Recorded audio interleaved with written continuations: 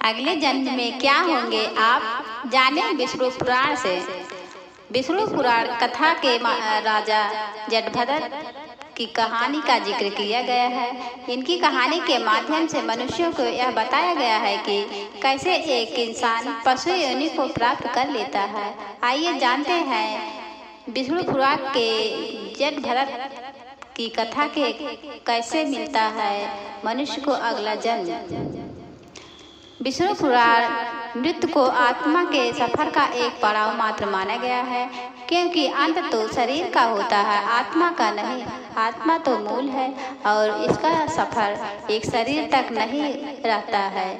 इसे अनेकों शरीर में होकर गुजरना पड़ता है और हर शरीर के मिलने के पीछे कुछ न कुछ वजह होती है। ऐसा विष्णु पुराण, गीता और अन्य शास्त्रों में बताया गया है। लेकिन आत्मा का लक्ष्य भटकना नहीं होता है, बल्कि उसे परतत्व यानी मोक्ष प्राप्त करना होता है। मोक्ष वह जब आत्मा को संयोग परमात्मा से होता है। परमात्मा को प्राप्त करने के लिए ही आत्मा विभिन्न शरीर को प्राप्त करता है, लेकिन एकमात्र कामना के चक्र में फंसकर आत्मा को बार बार विभिन्न योनियों में जाना पड़ता है। जटाभरत की कथा है कि वह एक महान संत राजा थे। प्रजा का पालन भी वह धर्म परायण होकर करते थे। लेकिन एक दिन हुआ ऐसा कि जब वह स्नान कर रहे थे, तभी एक हिरणी सिंह के भय से भागते हुए नदी में कूद गई, लेकिन वह नदी को पार नहीं कर पाई। हिरणी गर्भवती थी और जन्म में उसे प्रसव हो गया। उसने एक हिरणी को जन्म दिया और वहीं मृत्यु को प्राप्त हो गई। राजा को हिरणी के बच्चों को देखकर उस पर दया आ गई और वह उसे लेकर अपने राजभवन में आ गए। राजा जटाभरत ने उस हिरणी को अपने बच्चे की तरह पालना शुरू किया।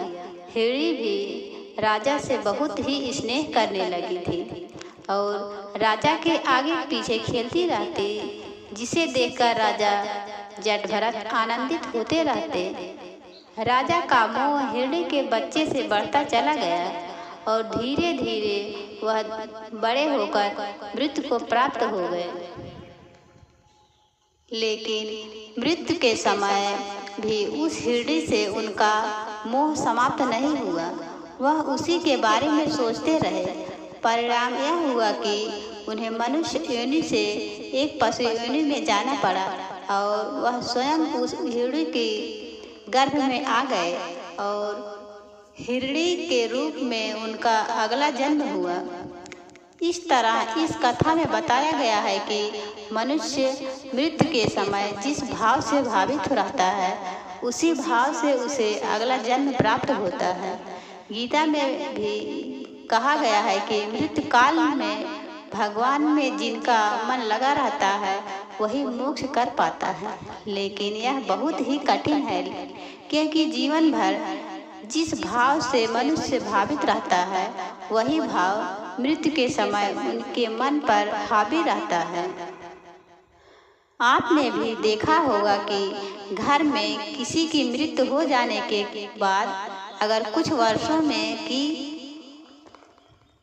किसी बच्चे का जन्म होता है, तो लोग कहते हैं कि घर के वही सदस्य लौटकर आपके घर में बच्चे के रूप में आए हैं।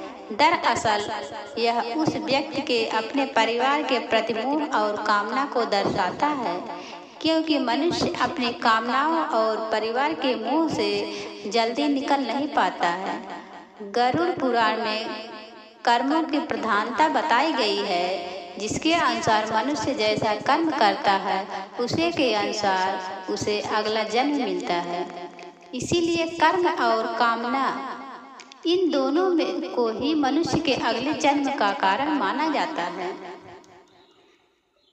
आशा करते हैं आप सबको हमारी वीडियो पसंद आई होगी और अगला वीडियो देखने के लिए हमारे चैनल को लाइक और सब्सक्राइब करना न भूलें।